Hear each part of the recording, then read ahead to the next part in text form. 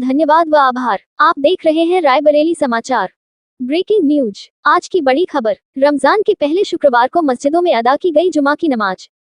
शहर से लेकर ग्रामीण क्षेत्रों में मस्जिदों में सुरक्षा को लेकर तैनात रहा पुलिस बल। रमजान माह में झूठ बोलना किसी को धोखा देने होता है गुनाह। शहवार काजमी।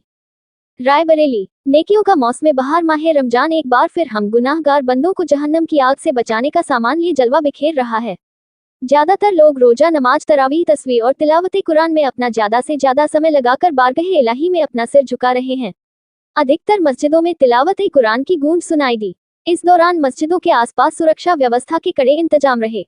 रमजान के पहले जुम्मे के दिन शहर से लेकर गांव कस्बों तक तमाम मस्जिदें नमाजियों से भरी थी।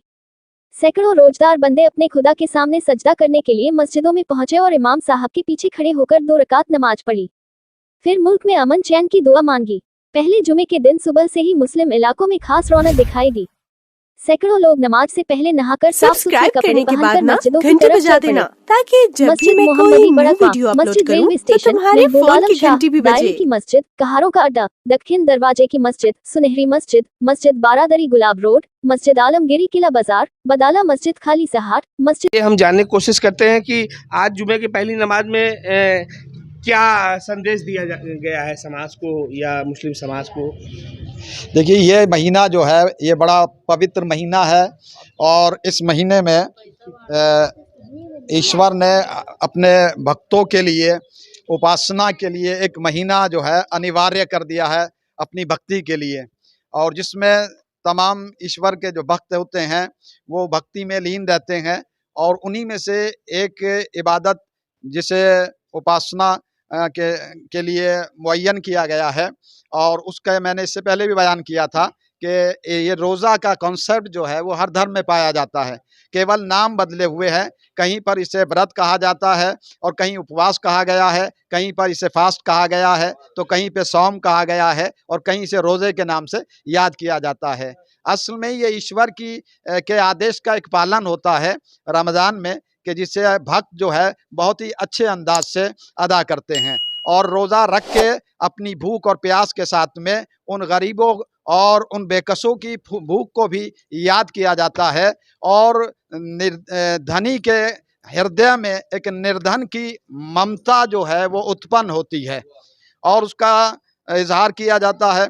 तो ये आज का जो संदेश है वो भाईचारे का संदेश है कि तमाम हमारे मुल्क के जो वासी हैं इस भारतवर्ष के, वो आपस में सब मेल जोल के साथ में रहे और गंगा जमनी तहजीब को मद्देनज़र रखते रहें और एक दूसरे के मददगार और एक दूसरे की सहायता, एक दूसरे के दुखों में शरीक हों और एक दूसरे की सहायता करें। ये इस्लाम का आर्डर भी, आज्ञा भी है इस्लाम की तरफ से, जो है ये इस्लाम का आदेश भी है।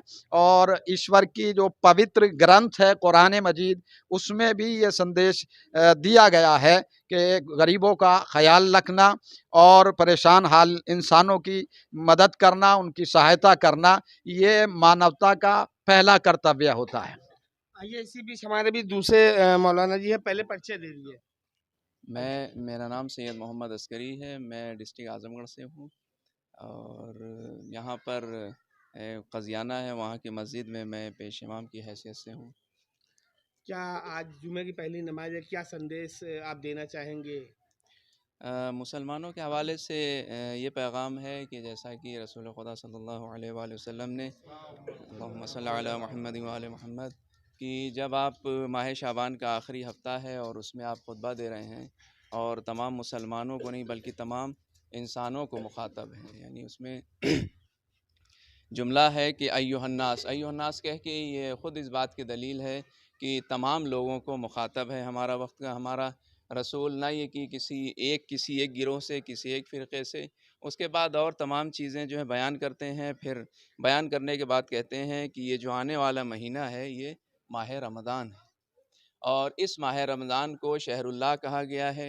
ये अल्लाह का महीना है और अल्लाह इसमें अपने बंदों को मेहमानी की तरफ दावत देता है, मेहमानी की तरफ दावत देता है। इसमें तमाम मुसलमानों को बाद में मुखातब किया रसूल ने और कहा ये वो महीना है कि जिसमें तमाम मुसलमानों के लिए एक ख़ास करामत है। वो ख़ास करामत क्या है कि जहाँ बकिया महीने हैं, लेकिन जब इस महीने पे निगाह पड़ती है तो ये महीना अफजलियत का हामिल है।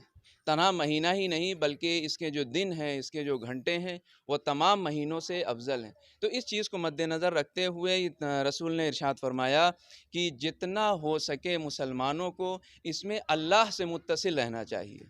जिस कद्र हो सके उसकी बारगाह से मुत्तसिल रहे। क्यों? इसलिए कि उसकी बारगाह से मुत्तसिल होना गोया कि मुस्तजाब दुआ होना, उसकी बारगाह से मुत्तसिल होना गोया कि मुस्तजाब आमाल होना। तो ये तमाम चीज़ें इस बात की तरफ इशारा करती हैं कि इंसान जितना ही खुदा से करीब होगा उतना ही उसके अंदर इंसानियत पैदा होगी, और जितनी उसके अंदर इंसानियत पैदा होगी उतना ही उसके अंदर यूनिटी होगी और इत्तेहाद होगा। लेकिन अगर वो खुदा से दूर होता चला जाएगा तो ना उसके अंदर इंसानियत होगी और ना ही उसके अंदर इत्तेहाद। तो आज जुमे का पहली नमाज थी। इन्होंने रायबरेली शहर व पूरे देश के लिए अमन और चैन की दुआ मांगी। नमस्कार, आप देख रहे हैं रायबरेली समाचार।